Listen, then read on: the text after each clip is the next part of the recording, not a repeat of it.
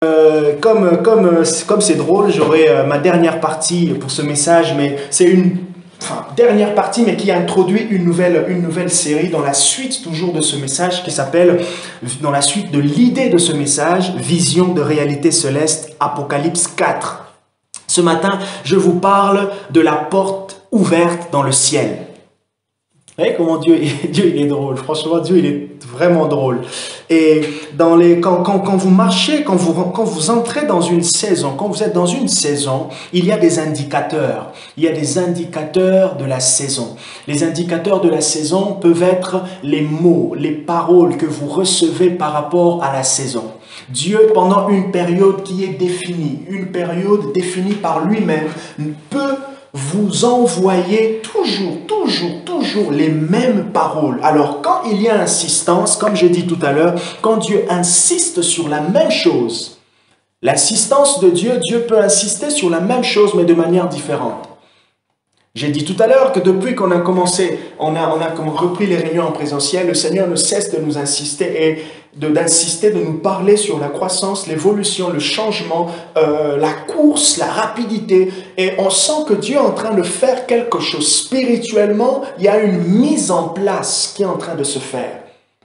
Et quand le Seigneur indique des choses comme ça, il parle clairement, il nous appelle à l'action, il nous appelle à la disposition, il nous appelle aussi, et c'est ce que j'ai fait tout à l'heure, j'ai dit à Dieu, comment veux-tu que je me prépare?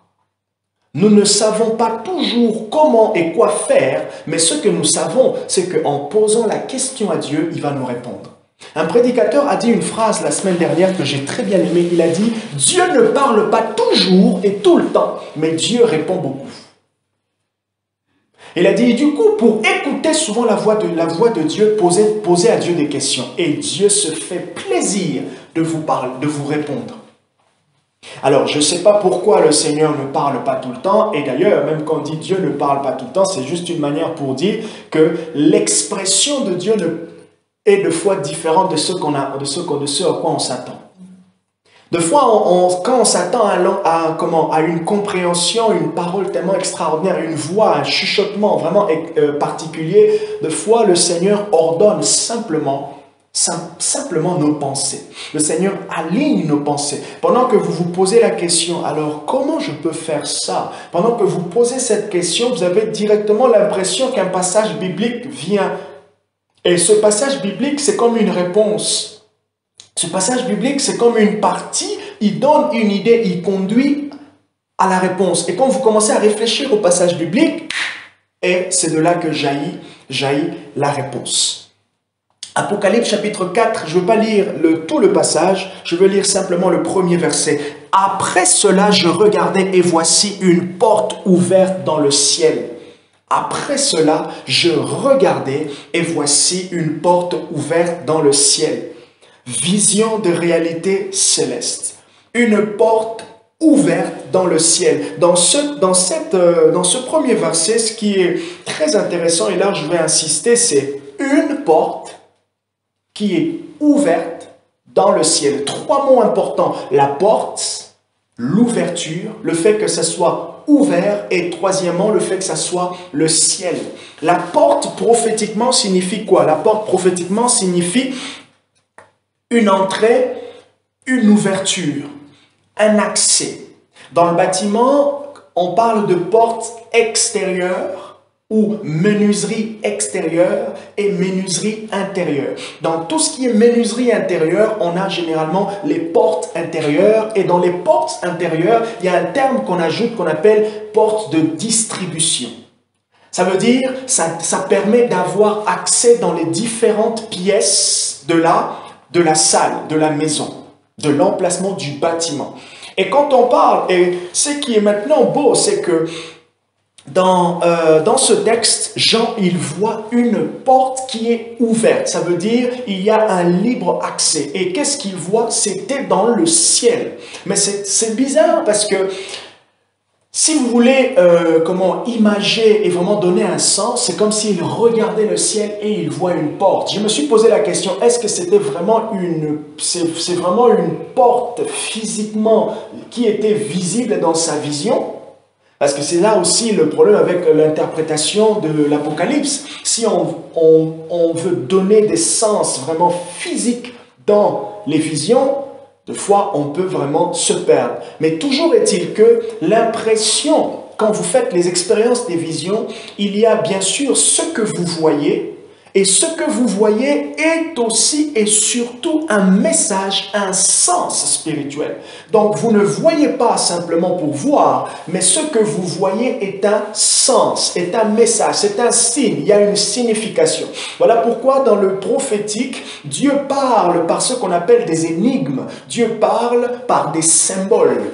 Et comme tout à l'heure, Marie-Josée l'a vu une oreille, et cette oreille il y avait un liquide à l'intérieur.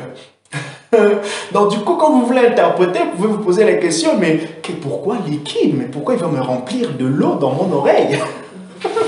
Et donc vous pouvez vraiment vous perdre. Mais là, on comprend que derrière ce que Jean voit, il se peut moi je serais d'accord pour dire qu'il voit vraiment une porte, mais maintenant derrière au fait ça, c'est qu'il y a un sens. Et le sens c'est quoi? Dans les versets qui suivent, il dit, telle une trompette, la première voix que j'avais entendue me parla et me dit, monte ici, je te ferai voir ce qui doit arriver. Il a vu une porte, il a vu un accès, il a vu une ouverture, une possibilité. Et qu'est-ce qu'on lui dit? Va. Quand le Seigneur montrait cela à Jean, la porte ouverte voulait dire pour Jean qu'il y a une ouverture. Je te donne accès à de nouvelles choses. Tu vas voir. Et d'ailleurs, les phrases qui suivent nous le montrent. Je te ferai voir. Et qu'est-ce qu'il a vu? Il a vu le trône ouvert. Cette expression signifie que l'accès à la réalité divine lui était possible. C'est pour cela qu'il entendit qu'on l'appela pour monter, pour aller voir. Quand Dieu se manifeste, quand Dieu parle, c'est que Dieu est en train de nous indiquer quelque chose pour y aller. Il attend une action obéissante, il attend une action, une ouverture de notre part. Une porte ouverte dans le ciel.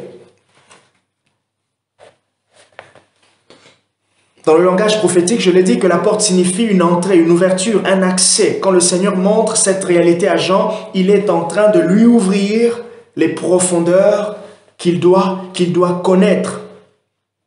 On peut comprendre aussi que le ciel maintenant, le ciel c'est un endroit, mais le ciel c'est aussi une atmosphère. Et c'est là que vous pouvez entendre l'expression le ciel ouvert. Un ciel ouvert. Ok, je vais nous entretenir sur ça le dimanche prochain.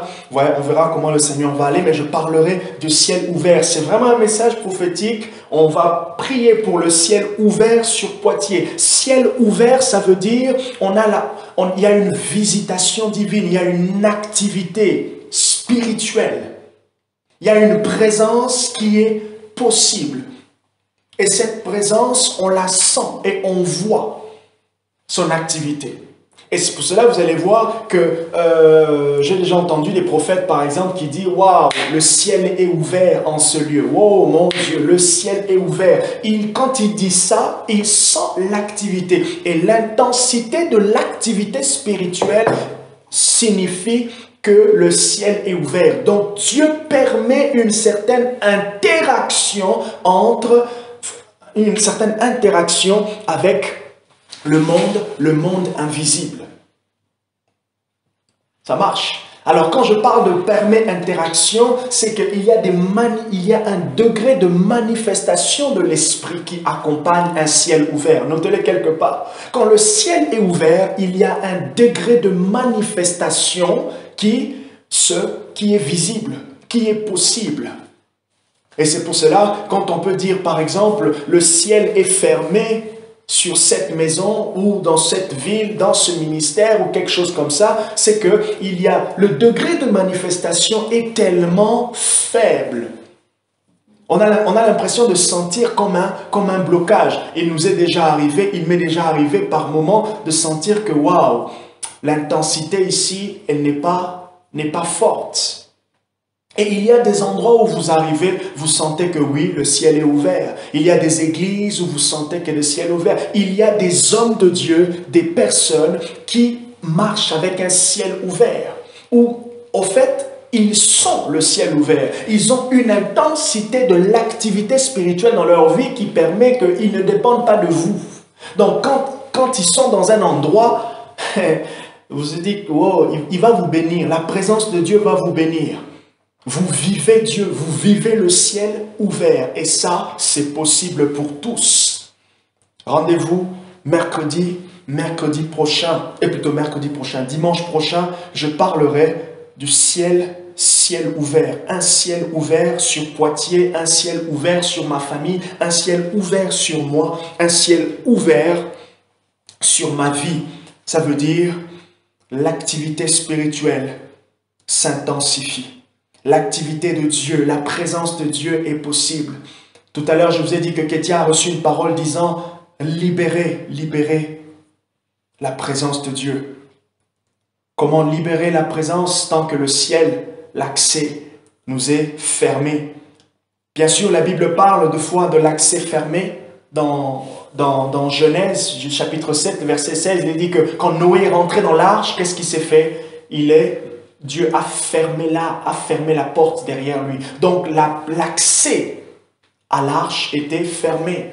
Et on lit lisez avec moi, on va prendre Éphésiens le chapitre 2.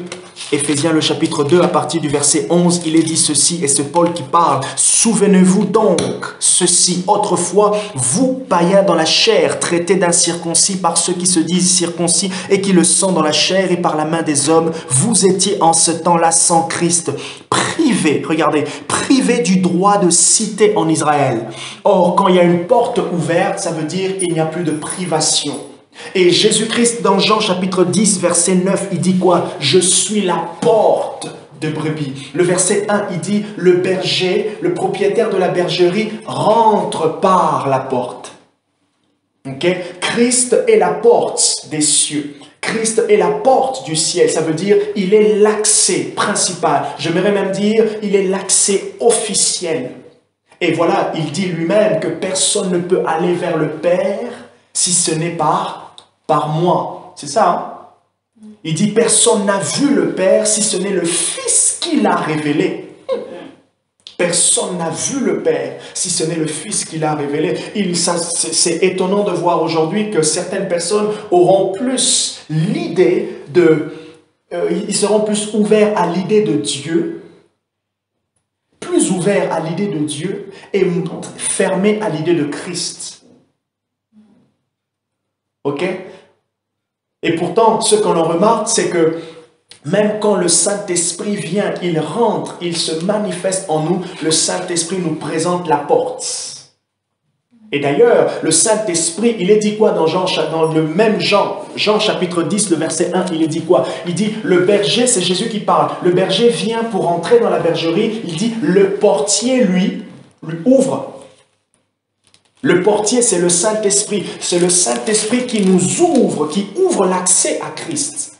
Bon, vous allez me dire, mais comment ça se fait? Ça, c'est un mystère spirituel. Le Saint-Esprit, c'est lui qui présente Christ. Voilà pourquoi Benny Hinn, il a dans son livre « Bonjour ou bienvenue Saint-Esprit », il parle du Saint-Esprit en relation avec le Père. Et là, on parle de l'Esprit de Dieu, l'Esprit de l'Éternel. Et il parle du Saint-Esprit en relation avec Christ et on parle de l'Esprit de Christ.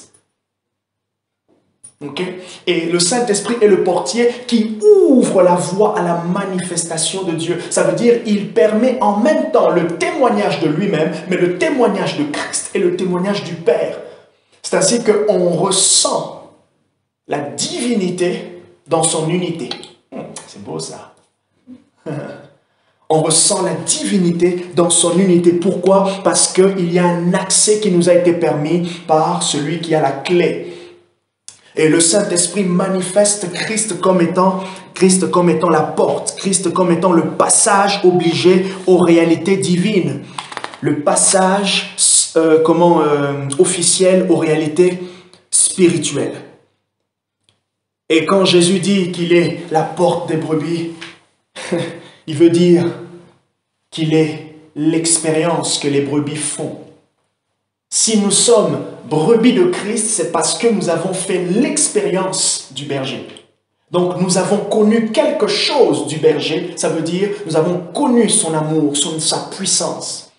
Et comment est-ce que nous entrons dans la bergerie? Nous entrons dans la bergerie par la conversion. Nous entrons dans la bergerie par l'expérience. Nous passons par la porte.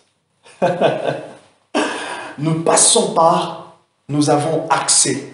Et Paul il dit, autrefois vous étiez privés, mais maintenant vous avez accès. Verset 13, mais maintenant en Christ, mais maintenant à cause de la porte qui a été ouverte. Ah, je vais chuter brusquement, mais rendez-vous le dimanche prochain pour la suite de ce message, ciel ouvert, mais juste, Jésus est la porte du ciel. Jésus est la clé de toutes les manifestations divines. Il est celui dont le témoignage est appelé à se rependre à chaque fois qu'il y a une manifestation spirituelle. Ok? Puisque Jésus est la porte, c'est lui qui nous permet. Il nous permet des visions, il nous permet des paroles de connaissance. Hébreux chapitre 10, versets 19 à 22 nous parle de l'accès. D'accord? Nous avons accès à la présence de Dieu à cause du souverain sacrificateur que nous a ouvert le ciel. Il nous a ouvert le chemin. Il a ouvert le chemin. Jean 14, verset 6, Jésus dit, « Je suis le chemin, la vérité et la vie. Je suis le chemin. Je suis la voie qui mène au Père. Je suis la voie et il restera la voie. » Il n'est pas la voie lorsque nous avons commencé à le connaître, mais il est la voie depuis. Nous l'avons connu, nous le connaissons comme étant la voie qui existait depuis le commencement, depuis l'éternité. Il est la voie. Que le Seigneur nous bénisse. C'est vrai que c'était court, c'était dense, c'était comme c'était.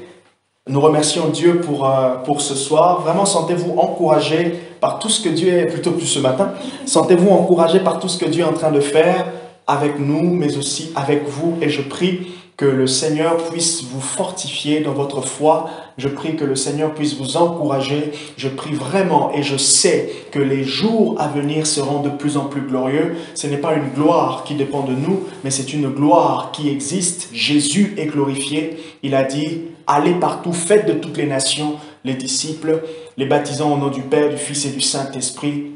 Il dit, parce que j'ai vaincu le monde. Il est exalté. Voilà pourquoi nous avons autorité. Et c'est sa gloire que nous allons expérimenter. C'est sa gloire que nous poursuivons. C'est son exaltation. C'est le témoignage de son exaltation que nous voulons de plus en plus au milieu de nous. Nous te bénissons, Jésus, et nous disons Amen. Amen.